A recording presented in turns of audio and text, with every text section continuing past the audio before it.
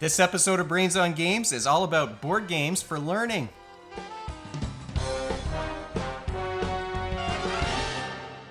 Welcome to Brains on Games. I'm Dr. Brian McDonald, and this episode I'm happy to have invited Dustin Staats from Board Gaming with Education to come on the show for a chat. Board Gaming with Education is a podcast that just entered its 10th season, and now it's available both in audio and video format, so you can find it on YouTube or on any of the podcasting apps. And also, the boardgamingwitheducation.com website now has a store where you can buy board games that are focused on learning. Let's get right into it with Dustin Staats from Board Gaming with Education. All right, well, Dustin, let's start by introducing yourself. Why don't you tell everybody who you are and what you're all about?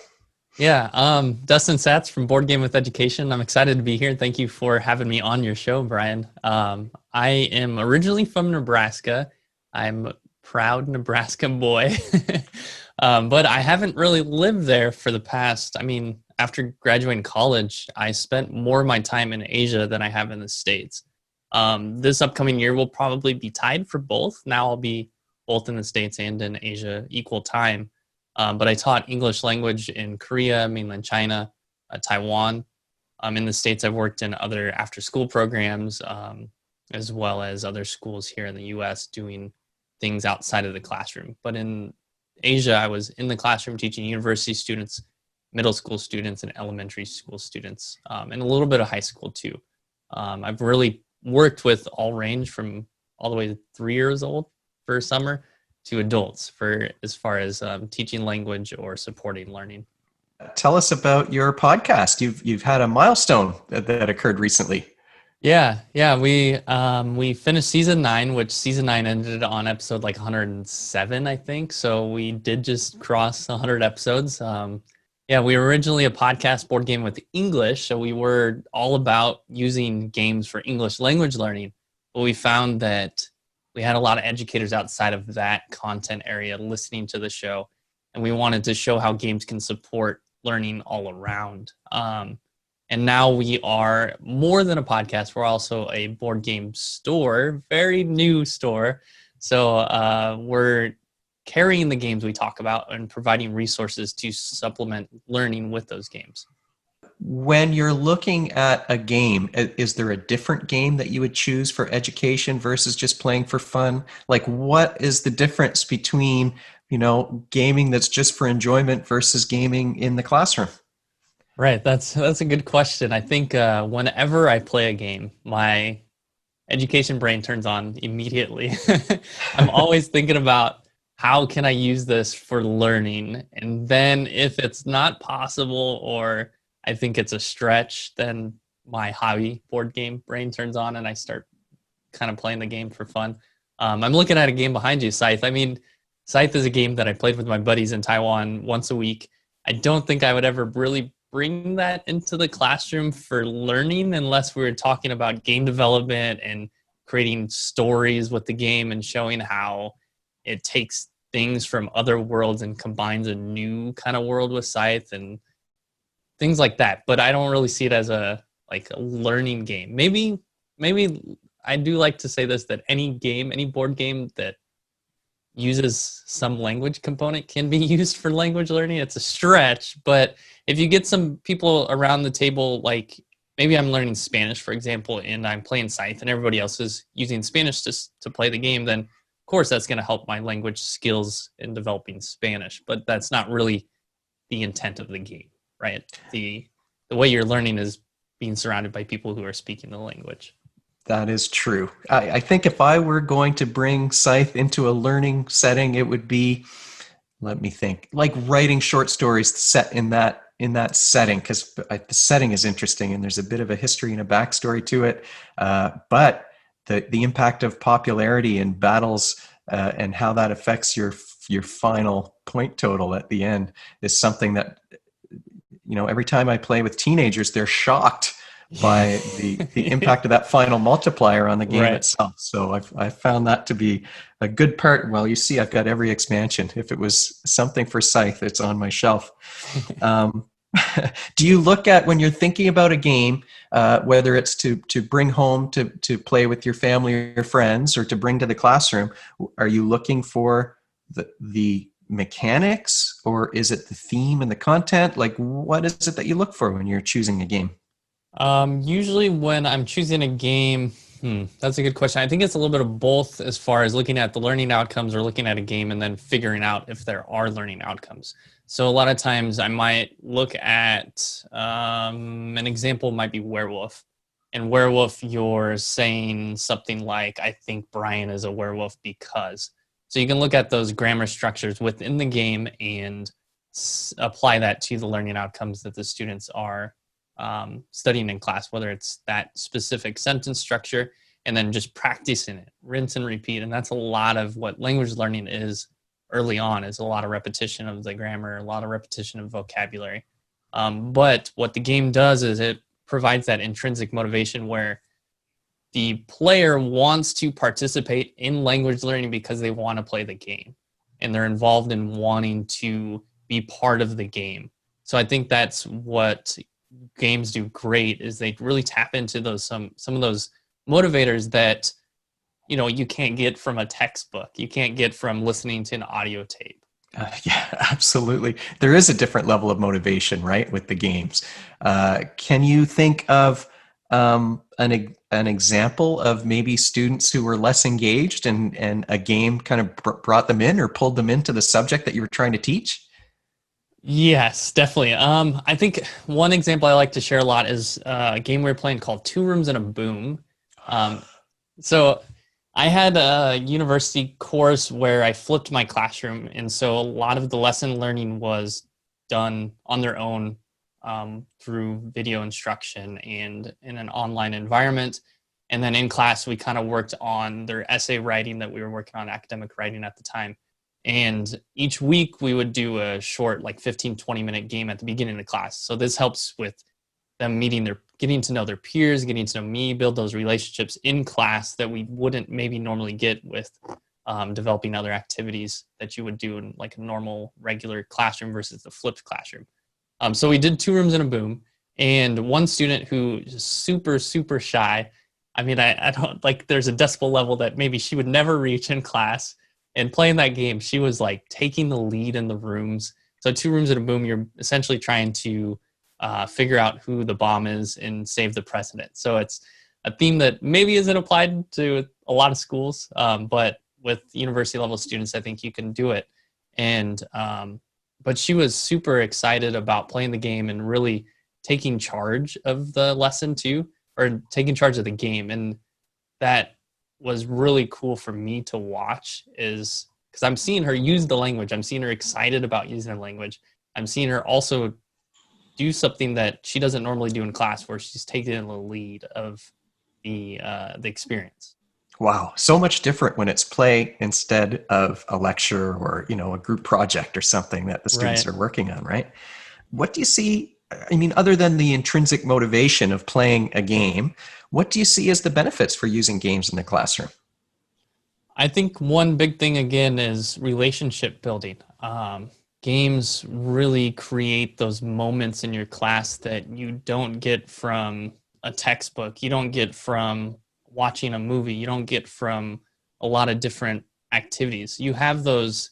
Think in Jane McGonigal's book. I don't remember the title, but it's maybe, I'm not going to say the title, but Jane McGonigal, it's one of her first books about play, and she talks about Fiero, which is that moment that is universally shared around the world where you raise your hands above your head because you scored a goal or you completed a task.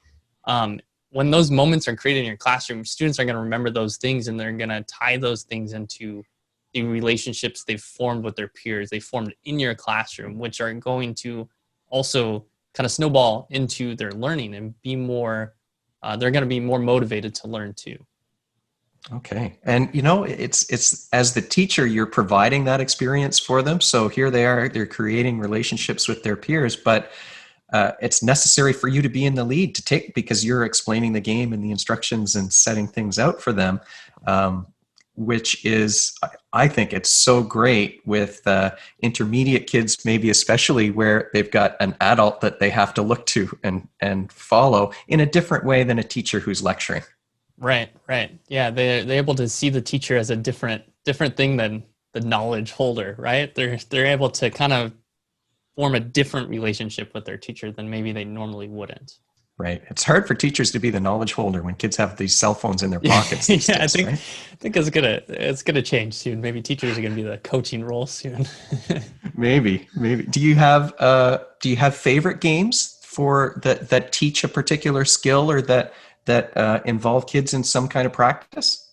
So some of my favorite games to use in the classroom are the ones that are more efficient for language learning because they involve students in the process. It's not, so I like to use this example like charades. Um, and a lot of language teachers, if you search English language games, maybe not now, because I feel like over the last 3 or 4 years, they've really kind of learned that that's not the most effective game for language learning. These types of games like Hangman, charades, because with that, you have one player, one student up in front of the classroom acting out. So they're not even using language. They looked at the word and they have it in their head. That's it. They're acting it out. Where the other students are just, thinking of words that they already have thought of. They're not learning anything new in this process. So I like to play games like trap words. I think you talked about on your show is, so everyone's involved in the learning process because what you have is you have a team that has the word and you're creating trap words. And these trap words are words the other team cannot say in guessing the word. So you have to think about words associated with, I don't know, apple. Some words that are associated with apple are like red, fruit, eat. So you're thinking about these words that are associated with it. And then when the other team is guessing, if they say a trap word, they automatically lose. So what you have is the team that thought about the associated words are also listening to the other team try to guess the words. And if they use a word that's not one of the ones they thought of, that's a new word for them, they're learning a new word associated with apple. So it's really important that everyone is involved in both the game process because there's more buy-in. And when there's buy-in, there's learning and the learning process. I think those are really important factors when choosing a game for learning. And trap words is perfect for language Yeah, I building. love trap Absolutely words. perfect. Yeah, it's such a good game. You told me about two rooms and a boom gaming moment.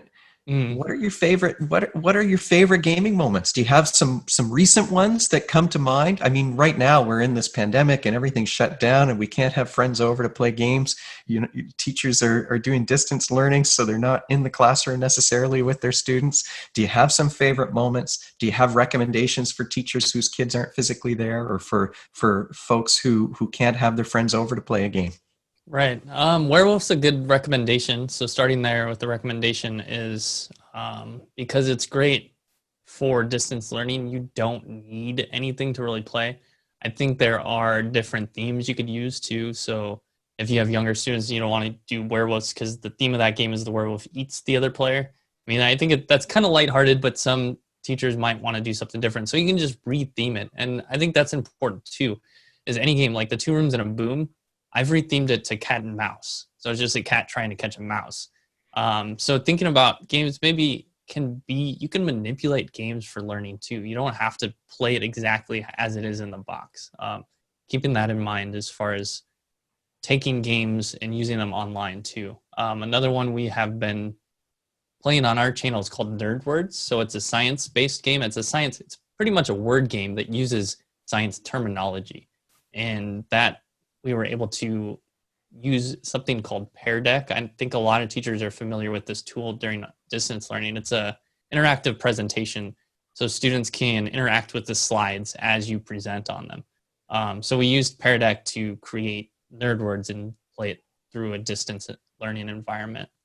I guess as far as a moment, my last semester at in Taiwan, teaching at a college there, and one thing I did is I gamified my entire course. So that's a pretty large topic, but I took a game called Sherlock Holmes Consulting Detective, and I used that for comprehension skills throughout the semester and as a way to gamify my course. So throughout the semester, they were solving this puzzle, or this, I guess, case that you are acting as, well, you're actually competing against Sherlock Holmes. and you're trying to solve this case and you're trying to beat Sherlock Holmes to the case. It's really hard to beat Sherlock Holmes, but there's still, at least they want to solve it. So the whole semester they're working on this case, and I finally had one group finally get to the point where they solved it. And you saw that Fira moment. She was like, yes, I got it. She was super excited. She figured out like who the murderer was and how it happened and why they did it. So it's always cool to see those moments in class. Dustin, if my viewers were trying to track you down, how will folks find you? So boardgamingwitheducation.com is probably the best. If you want to listen to the podcast or join any of our social media, get involved in our community, there's a tab called Podcast and Community on that website, and you'll be able to find everything you need there. All right. We'll put that link up in the notes for the show, so it'll be easy for people to track you down. Awesome. Thank you so much for having me on, Brian. This was a lot of fun. Well, thanks for coming on. I really appreciate having you. Thanks, Dustin, for joining me today. I had the honor of joining Dustin on his podcast this week, actually. I think the episode is coming up, so you can check that out on the Board Gaming with Education podcast or on YouTube. As usual, if you have any questions or suggestions for me, you can find me at brian@brainsongames.ca. Brainsongames.ca is the website. That's where you can find previous episodes, and future episodes will be posted there too. Brains on Games is the Twitter handle and the Instagram feed and the Facebook page, so we're all over the place. And if you enjoyed this video and you'd like to be notified of future ones, you can head on over to YouTube and click that subscribe button. Thanks for joining me, and hopefully I'll see you next time.